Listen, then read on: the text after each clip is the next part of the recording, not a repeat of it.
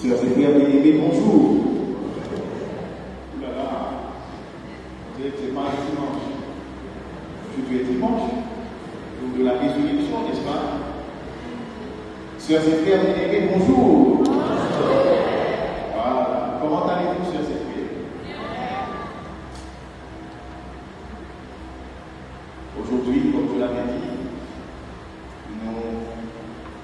nous prions pour et avec ces jeunes missionnaires qui font partie du groupe Enfance missionnaire, paix et joie.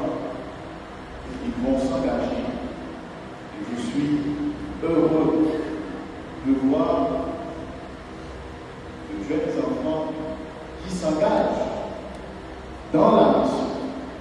Je vous demande de les applaudir quand même. C'est extraordinaire. Félicitations à vous, chers enfants. Durant cette célébration, nous avons prié pour vous et avec vous. Chers et frères bien-aimés, en ce dimanche 4 janvier, l'Église Notre-Mère nous invite à célébrer une grande fête. De quelle fête s'agit-il? La fête de l'Épiphanie. Et on voit que ce sont des missionnaires. Il faut suivre les enfants, sœurs et frères. La fête de l'Épiphanie du Seigneur. Et comme je le dis tout le temps, sœurs et frères, lorsque l'Église nous propose de célébrer une fête, la première chose que nous devons faire, c'est chercher à comprendre ce que nous célébrons. Chercher à comprendre la définition et le sens de la fête que nous célébrons. Alors, ma première question pour vous, c'est: que célébrons-nous, sœurs et frères, à la fête de l'Épiphanie? Qu'est-ce que nous célébrons à la fête de l'Épiphanie, sœurs et frères bien-aimés? Vous avez entendu, non? Lors du commentaire. Et vous, jeunes missionnaires, qu'est-ce que nous célébrons? Dit la venue des trois mages. Êtes-vous d'accord, sœurs et frères? On doit toujours être d'accord avec les missionnaires. Alors, sœurs et frères bien-aimés, déjà, pour comprendre la fête en elle-même, nous devons d'abord chercher à comprendre le sens du mot épiphanie. Le mot épiphanie, sœurs et frères, vient d'un mot grec, épiphanéia, qui signifie quoi? Eh bien, qui signifie littéralement manifestation. Donc, lorsque nous célébrons la fête de l'Épiphanie, nous célébrons quoi? Nous célébrons la manifestation de la divinité et de la royauté de Jésus-Christ face au monde. Qu'est-ce que nous célébrons à la fête de l'Épiphanie? La manifestation de la divinité et de la royauté de Jésus-Christ face au monde. Certaines personnes ont tendance à penser que la fête de l'Épiphanie, c'est la fête des mages, des rois mages. Le jeune missionnaire nous l'a dit tout à l'heure. À la fête de l'Épiphanie, on célèbre la venue des rois mages. Ce n'est pas le cas, il est vrai que dans certains pays, dans certains endroits, on appelle aussi la fête de l'Épiphanie la fête des rois. Vous avez déjà entendu ça? On appelle la fête de l'Épiphanie la fête des rois. Et c'est pour ça qu'on fait la galette des rois. Dans certains pays, on fait la galette des rois. C'est-à-dire, on assimile la fête de l'Épiphanie à la fête des rois. En référence à la vie à Jésus. Mais ce qui doit être clair, sœurs et frères, c'est que l'acteur principal, le personnage central de l'histoire, reste qui? Jésus le Christ.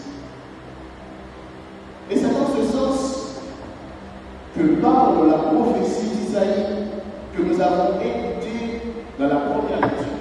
Que dit Isaïe?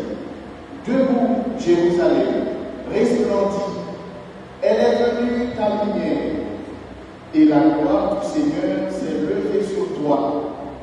Voici que les ténèbres couvrent la terre, et la nuée obscure couvre les peuples. Mais sur toi se lève le Seigneur, sur toi sa gloire apparaît. La fête de l'Épiphanie, sœurs et frères, c'est la fête de la divinité de Jésus-Christ révélée au monde entier. C'est quoi la fête de l'Épiphanie? Je veux vous entendre. C'est la fête de la divinité de Jésus-Christ révélée au monde. La présence des mages que vous avez écoutés dans l'Évangile symbolise tout simplement l'universalité de la royauté et de la divinité de Jésus-Christ. Et c'est ce qu'a prédit le prophète Isaïe encore une fois dans la prophétie que nous avons écoutée dans la première lecture. Le prophète dit: les nations marcheront vers ta lumière et les rois vers la clarté de ton ordre. Tous les gens de Saba viendront apportant l'or et l'encens. Ils annonceront les exploits du Seigneur. Voilà, sœurs et frères bien-aimés, la définition et le sens de la fête que nous célébrons aujourd'hui. La fête de l'Épiphanie, nous célébrons quoi? Nous célébrons la manifestation de la royauté et de la divinité du Christ. Et cette fête nous rappelle que le Christ est le roi, que le Christ est le Dieu de tous les peuples, de toutes les nations et de toute race. C'est ça que nous célébrons aujourd'hui, chers frères.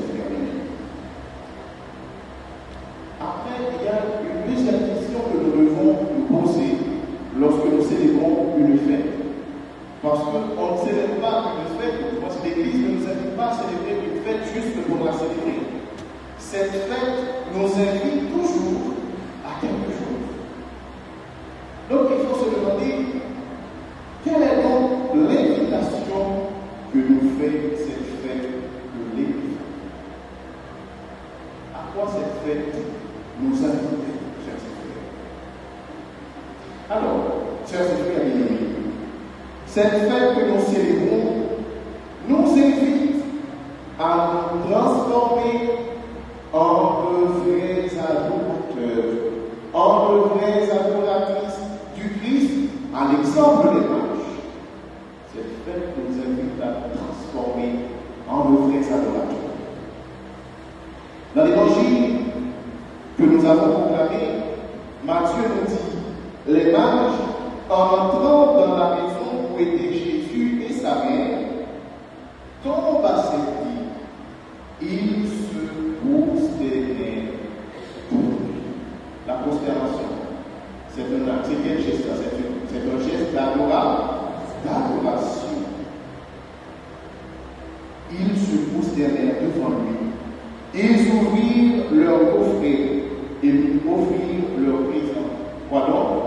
L'or, l'encens et la myrrhe. Voici l'exemple que nous devons suivre, sœurs et frères bien-aimés. Nous devons nous efforcer à devenir chaque jour un peu plus de vrais adorateurs du Christ. Quelles sont donc les caractéristiques notre vrai adorateur, sœurs et frères bien-aimés. Parce que tu ne peux pas tout simplement dire je suis adorateur, vrai adorateur. Mais quelles sont nos caractéristiques? Il faut savoir que le vrai adorateur, c'est celui qui donne la première place à Dieu dans son cœur. Le vrai adorateur donne la première place à Dieu dans son cœur. C'est celui qui cherche à tout prix à faire la volonté de Dieu. Tu ne peux pas dire que tu es vrai adorateur, et puis tu fais la tablette. Tu n'écoutes pas la voix de Dieu. Le vrai adorateur cherche à mettre en pratique la parole de Dieu. Le vrai adorateur cherche à mettre en pratique les commandements du Seigneur.